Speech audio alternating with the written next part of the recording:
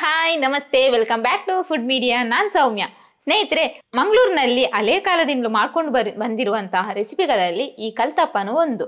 ಮೊದಲೆಲ್ಲ ಒಲೆ ಇತ್ತು, ಅಂದ್ರೆ ಮನೆಯಲ್ಲಿ ಒಲೆ ಇತ್ತು, ನಾವು ಕಟ್ಟಿಗಿಟ್ಟು ಅದರಲ್ಲಿ ಕೆಂಡ ಮಾಡಿ ಅದರ ಮೇಲೆ ಪುನಃ ಕೆಂಡ ಹಾಕಿ ಮಾಡ್ತಾ ಇದ್ರು, ಅಂದ್ರೆ ಗೆಂಡದಡ್ಡಿ ಅಂತ ಇಲ್ಲಿ ಹೇಳ್ತಾರೆ. ನಾವೀಗ ನಮ್ಗೆ ಅದೆಲ್ಲ ಯಾವುದು ಇಲ್ಲ, ಈಗೆಲ್ಲ ನಾವು ಗ್ಯಾಸಲ್ಲೇ ಅಡಿಗೆ ಮಾಡೋದು. ನಮ್ಗೆ ಕಲ್ತಪ್ಪ ತಿನ್ಬೇಕು ಅಂತ ಆಸೆ ಆದ್ರೆ ನಾವೇನ್ ಮಾಡೋದು? ಇವತ್ತಿನ ವಿಡಿಯೋದಲ್ಲಿ ತಲೆ ಹಿಡಿಯದಾಗಿ ಗ್ಯಾಸಿನಲ್ಲಿ ಕಲ್ತಪ್ಪ ಮಾಡೋದು ಹೇಗೆ ಅಂತ ತೋರಿಸ್ಕೊಡ್ತೀವಿ. ಅದಕ್ಕಿಂತ ಮುಂಚೆ ನಮ್ಮ ಚಾನಲ್ಗೆ ಇನ್ನೂ ಯಾರು ಸಬ್ಸ್ಕ್ರೈಬ್ ಆಗಿಲ್ವೋ ಸಬ್ಸ್ಕ್ರೈಬ್ ಆಗಿ, ಹಾಗೆ ಪಕ್ಕದಲ್ಲಿರೋ ಬೆಲ್ ಐಕನ್ ಕ್ಲಿಕ್ ಮಾಡಿ ಆಲ್ ಆಪ್ಷನ್ ಸೆಲೆಕ್ಟ್ ಮಾಡ್ಕೊಳ್ಳಿ. ಓಕೆ ಫ್ರೆಂಡ್ಸ್, ಇನ್ನು ತಡೆ ಯಾಕೆ, ಬನ್ನಿ ವಿಡಿಯೋ ಸ್ಟಾರ್ಟ್ ಮಾಡುವ. ನಾನು ಕಲ್ತಪ್ಪ ಮಾಡಲಿಕ್ಕೆ ಈ ಲೋಟದಲ್ಲಿ 1 ಲೋಟ ಅಕ್ಕಿ ತಗೊಂಡಿದ್ದೀನಿ. ಅದನ್ನು 2 ಗಂಟೆ ಮುಂಚೆ ನೆನೆಸಿಟ್ಟಿದ್ದೀನಿ. ಈಗ ಇನ್ನೊಂದ್ಸಲ ಒಮ್ಮೆ ತೊಳ್ಕೊಳ್ಳೋಣ. ನಾನಿದು ಸೊಸೈಟಿ ಅಕ್ಕಿನೇ ತಗೊಂಡಿದ್ದೀನಿ ನೋಡಿ. ಒಂದು 2 ಗಂಟೆ ನೆನೆಸಿಟ್ರೆ ಸಾಕು. ನಮಗೆ ಕಲ್ತಪ್ಪ ಮಾಡಲಿಕ್ಕೆ ಬೇಕಾದ ಐಟಮ್ ಅಂದರೆ ಒಂದು 3 ಸ್ಪೂನ್ ಅಥವಾ ಸಣ್ಣ ಸ್ಪೂನಲ್ಲಾದರೆ 4 ಸ್ಪೂನಷ್ಟು ಅನ್ನ ಬೇಕು. ಹಾಗೆ 1 ಈರುಳ್ಳಿ, ಸಣ್ಣ ಈರುಳ್ಳಿ ಸಣ್ಣದಾಗಿ ಕಟ್ ಮಾಡಿ ಇಟ್ಕೊಂಡ್ರೆ ಆಯಿತು. ಹಾಗೆ ಕೊಬ್ಬರಿ, ಒಣ ಕೊಬ್ಬರಿ ಸಹ ಆಗ್ತದೆ, ಇಲ್ಲ ಹಸಿ, ಇದಕ್ಕೆ ಹಸಿಯೇ ಹಾಕಿ, ಯಾಕಂದರೆ ನಾವು ಎಣ್ಣೆಯಲ್ಲಿ ಮತ್ತೆ ಫ್ರೈ ಮಾಡುವಾಗ ಚೆನ್ನಾಗಾಗ್ತದೆ. ಹಾಗೆ ನಾನು 1 ಕಪ್ಪಷ್ಟು ಬೆಲ್ಲ ತಗೊಂಡಿದ್ದೀನಿ. ನಾನು ಈ ಕಪ್ಪಲ್ಲಿ, ಈ ಲೋಟದಲ್ಲಿ ಅಕ್ಕಿ ತಗೊಂಡಿದ್ದೀನಿ. ಇದರ ಕ್ವಾಂಟಿಟಿ ಸೇಮ್ ಉಂಟು. ಹಾಗೆ ನಾನು ಈ ಕಪ್ಪಲ್ಲಿ ನಾನು 1 ಕಪ್ಪಷ್ಟು ಬೆಲ್ಲ ತಗೊಂಡಿದ್ದೀನಿ. ಮಿಕ್ಸಿ ಜಾರಿಗೆ ಈ ಅಕ್ಕಿನ ಎಲ್ಲವನ್ನು ಹಾಕಿ, ಅಕ್ಕಿ ಎಲ್ಲ ಹಾಕಿದ ನಂತರ ನೋಡಿ, ಈ ಸ್ಪೂನಲ್ಲಿ 3 ಸ್ಪೂನು,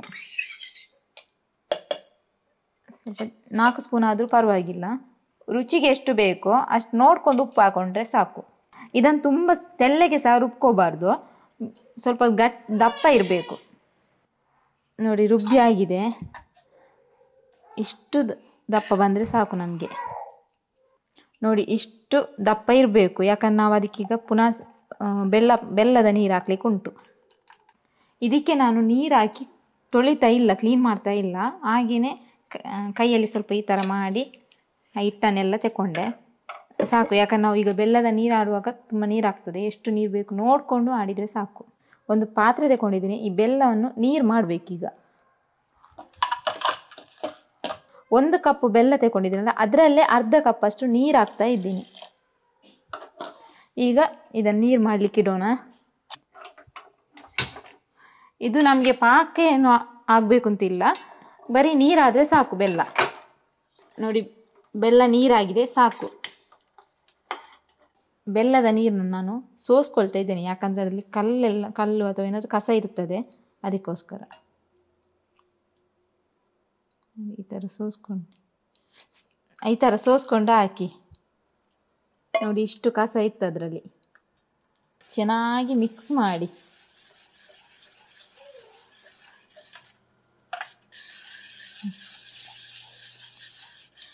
ಒಳ್ಳೆ ರೀತಿಯಲ್ಲಿ ಮಿಕ್ಸ್ ಕೊಡಿ. ನೋಡಿ, ಇದು ಈಗಷ್ಟು ದಪ್ಪ ಇಲ್ಲ, ಯಾಕಂದರೆ ಬೆಲ್ಲದ ನೀರು ಹಾಕಿದ್ವಿ. ನೋಡಿ, ಇಷ್ಟು ತೆಳ್ಳಗಾಯಿತು. ಇದನ್ನು ಕಲಸಿಟ್ಟು ಸೈಡಲ್ಲಿ ಇಟ್ಟು ಬಿಡೋಣ ಒಂದು 5 ನಿಮಿಷ, ಯಾಕಂದರೆ ಅಲ್ಲಿ ಈಗ ನಾವು ಈರುಳ್ಳಿ ಮತ್ತು ತೆಂಗಿನಕಾಯಿಯನ್ನು ಫ್ರೈ ಮಾಡ್ಕೊಳ್ಳೋಣ. ನಾನು ಇದಕ್ಕೆ 4 ಟೇಬಲ್ ಸ್ಪೂನಷ್ಟು ಎಣ್ಣೆ ಹಾಕ್ಕೊಳ್ತಿದ್ದೇನೆ. ಎಣ್ಣೆ ಬಿಸಿಯಾಗಿದೆ, ಅದಕ್ಕೆ ನಾನೀಗ ಈರುಳ್ಳಿ ಹಾಕ್ತಾ ಇದ್ದೀನಿ.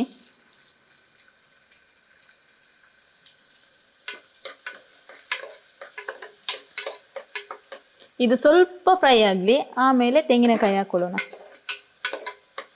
ಈಗ ತೆಂಗಿನಕಾಯಿ ಸಹ ಹಾಕ್ತಾ ಇದ್ದೀನಿ, ಅದಕ್ಕೇನೆ ಎಲ್ಲ ತೆಂಗಿನಕಾಯಿಯನ್ನು ಸಹ ಹಾಕ್ತಾ ಇದ್ದೀನಿ. ಒಮ್ಮೆ ಚೆನ್ನಾಗಿ ಮಿಕ್ಸ್ ಮಾಡಿ. ನೋಡಿ, ಇದು ಫ್ರೈ ಆಗ್ತಾ ಉಂಟು. ನಾವು ಅಷ್ಟೊತ್ತಿಗೆ ಈ ಹಿಟ್ಟಿಗೆ ನಾನು ಸ್ವಲ್ಪ ಏಲಕ್ಕಿ ಹುಡಿ ತಗೊಂಡಿದ್ದೀನಿ. ಮಿಕ್ಸ್ ಮಾಡಿ. ಹಾಗೆ ಇದಕ್ಕೆ ನಾವು ಸ್ವಲ್ಪ ಅಡಿಗೆ ಸೋಡಾ ಹಾಕ್ಕೊಳ್ಳೋಣ. ನಾನು ಜಾಸ್ತಿ ತಗೊಳ್ಳಿಲ್ಲ, ಸ್ವಲ್ಪ ತಗೊಂಡಿದ್ದೀನಿ. ನೋಡಿ, 1/4 ಸ್ಪೂನ್ ಸಹ ಇಲ್ಲ, ಒಂದು 2 ಚಿಟಿಕೆ 3 ಚಿಟಿಕೆ ಅಷ್ಟೇನೂ ಉಂಟು ಅಷ್ಟೇ. ಇದನ್ನು ಹಾಕಿ ಚೆನ್ನಾಗಿ ಒಮ್ಮೆ ಮಿಕ್ಸ್ ಮಾಡ್ಕೋಬೇಕು. ನಿಮಗೆ ತೆಳ್ಳಗೆ ಎಷ್ಟು ತೆಳು ಬೇಕು ಅಂತ, ನಾವು ನೀರು ದೋಸೆ ಮಾಡ್ತೀವಿ ನೋಡಿ, ಅದಕ್ಕಿಂತ ಸ್ವಲ್ಪ ದಪ್ಪ ಇದ್ದರೆ ಸಾಕು. ಸಾರಿ ಫ್ರೆಂಡ್ಸ್, ನಾನು ಆವಾಗಲೇ ಹೇಳಬೇಕಿತ್ತು ಎಷ್ಟು ತೆಂಗಿನಕಾಯಿ ತಗೊಳ್ಬೇಕು ಅಂತ. ತೆಂಗಿನಕಾಯಿ ಸ್ವಲ್ಪ ಅಂದರೆ ಒಂದಿಷ್ಟು ಸಣ್ಣ ಕಪ್ಪಲ್ಲಿ ನಾನು 1 ಕಪ್ ತಗೊಂಡಿದ್ದೀನಿ. ಇಷ್ಟು ಬೇಕು ಅಂತ ಇಲ್ಲ, ಸ್ವಲ್ಪ ಸಾಕು. ನಮಗೆ ಸ್ವಲ್ಪ ಇಷ್ಟ, ತೆಂಗಿನಕಾಯಿ ಸ್ವಲ್ಪ ಇಷ್ಟ, ಅದಕ್ಕೆ ಸ್ವಲ್ಪ ಜಾಸ್ತಿ ತಗೊಂಡಿದ್ದೀನಿ. ನೋಡಿ ಇಷ್ಟು ಫ್ರೈ ಆಗಿದೆ, ನಮಗೆ ಸಾಕಿದು. ಸ್ವಲ್ಪ ತೆಂಗಿನಕಾಯಿ ಮತ್ತು ಈ ಈರುಳ್ಳಿನ ಸ್ವಲ್ಪ ತೆಗೆದಿಟ್ಕೊಳ್ಳೋಣ. ಇಷ್ಟು ತೆಂಗಿನಕಾಯಿಯನ್ನು ಹುರಿದು ತೆಗೆದಿಟ್ಟಿದ್ದೀನಿ. ಇಲ್ಲಿ ಇಷ್ಟನ್ನು ಇಟ್ಕೊಂಡಿದ್ದೀನಿ, ಸ್ವಲ್ಪ ಇಟ್ಕೊಂಡಿದ್ದೀನಿ ಅಷ್ಟೇ. ಈಗ ಇದಕ್ಕೇನೆ ನಮ್ಮ ಕಲಸಿಟ್ಟಂಥ ಹಿಟ್ಟನ್ನು ಅದಕ್ಕೆ ಹಾಕೊಳ್ಳೋಣ. ಒಮ್ಮೆ ಮಿಕ್ಸ್ ಮಾಡಿ ಹಾಕಿ.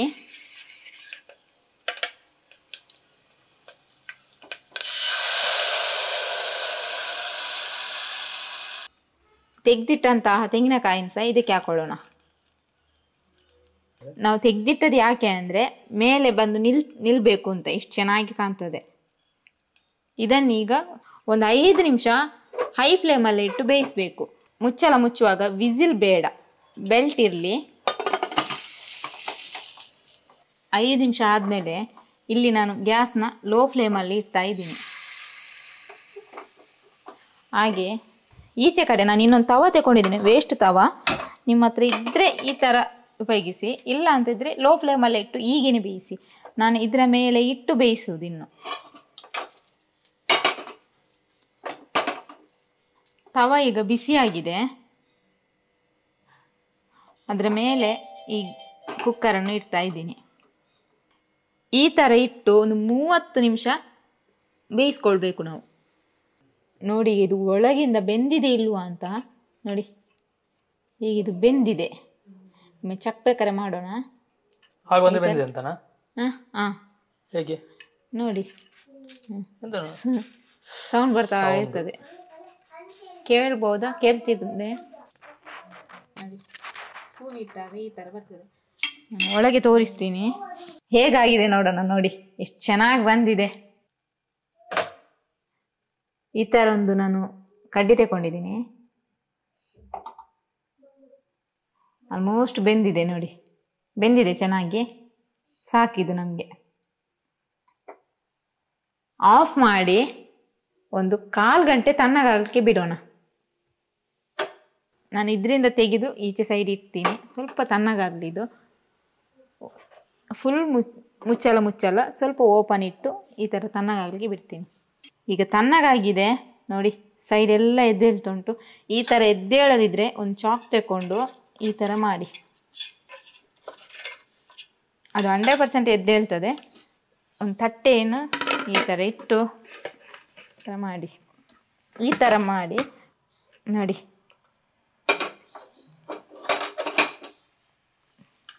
ತಿರುಗಿಸಿರ್ತೀನಿ. ಎಷ್ಟು ಚೆನ್ನಾಗಾಗಿದೆ, ಸೇಮ್ ಕೇಕ್ ಥರ ಕಾಣ್ತದೆ ನೋಡಿ. ಸ್ಮೂತ್ ಉಂಟು ನೋಡಿ. ಕಟ್ ಮಾಡಿ ತೋರಿಸ್ತೀನಿ ಹೇಗೆ ಕಾಣ್ತದೆ ಅಂತ, ನೀವೇ ನೋಡಿ.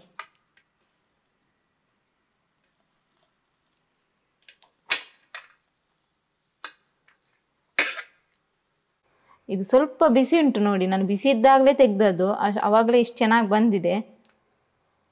ತಣ್ಣಗಾದರೆ ಸೂಪರಾಗಿ ಬರ್ತದೆ ನೋಡಿ, ಎಷ್ಟು ಸ್ಮೂತಾಗಿ ಉಂಟು.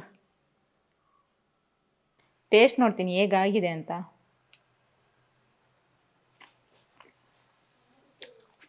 ಸೂಪರ್ ಅಂತ ಆಗ್ತದೆ. ಒಮ್ಮೆ ನೀವು ಟ್ರೈ ಮಾಡಿ, ಯಾಕಂದರೆ ಅಷ್ಟು ಚೆನ್ನಾಗಿ ಬಂದಿದೆ. ಸ್ವೀಟು ಕರೆಕ್ಟ್ ಉಂಟು, ಜಾಸ್ತಿ ಓವರ್ ಆಗಿಲ್ಲ, ಲೈಟ್ ಆಗಿಲ್ಲ, ಕರೆಕ್ಟ್ ಉಂಟು. ಮತ್ತು ತೆಂಗಿನಕಾಯಿ ಚೆನ್ನಾಗಿ ಫ್ರೈ ಆಗಿದೆ ಅಲ್ವಾ, ಮತ್ತು ಆನಿಯನ್ ಫ್ಲೇವರ್ ಆಗಿರ್ಬೋದು, ಸೂಪರಾಗಿ ಉಂಟು. ನಾವು ಹೋಟ್ಲಲ್ಲಿ ಹೋಗಿ ತಿಂತೀವಿ, ಆದರೆ ಮನೆಯಲ್ಲಿ ನಾವು ಇಷ್ಟು ಚೆನ್ನಾಗಿ ಮಾಡ್ಬೋದು ಅಂತ ನಿಮಗೇನೆ ಆಶ್ಚರ್ಯ ಆಗ್ತದೆ. 100% ನಿಮ್ಮ ಹೋಟ್ಲಿಗಿಂತಲೂ ಸೂಪರಾಗಿ ಬರ್ತದೆ. ಒಮ್ಮೆ ಟ್ರೈ ಮಾಡಿ ನೋಡಿ. ನಿಮಗೆ ಕಲ್ತಪ್ಪ ರೆಸಿಪಿ ಇಷ್ಟ ಆಗಿದೆ ಒಂದು ಲೈಕ್ ಮಾಡಿ, ಹಾಗೆ ನಮ್ಮ ಚಾನಲ್ಗೆ ಸಬ್ಸ್ಕ್ರೈಬ್ ಆಗಿ ಫ್ರೆಂಡ್ಸ್. ಹಾಗೆಯೇ ನಿಮ್ಮ ಫ್ಯಾಮಿಲಿ ಫ್ರೆಂಡ್ಸಿಗೆ ಎಲ್ರಿಗೂ ಶೇರ್ ಮಾಡಿ. ನೀವು ಎಷ್ಟು ಶೇರ್ ಮಾಡ್ತೀರೋ ಅಷ್ಟು ನೀವು ನನಗೆ ಸಪೋರ್ಟ್ ಮಾಡಿದ ಹಾಗೆ. ಓಕೆ ಫ್ರೆಂಡ್ಸ್, ನಾನಿನ್ನು ಮುಂದಿನ ವಿಡಿಯೋದಲ್ಲಿ ಸಿಗ್ತೀನಿ. ಅಲ್ಲಿವರೆಗೂ ಟೇಕ್ ಕೇರ್, ಬಾಯ್.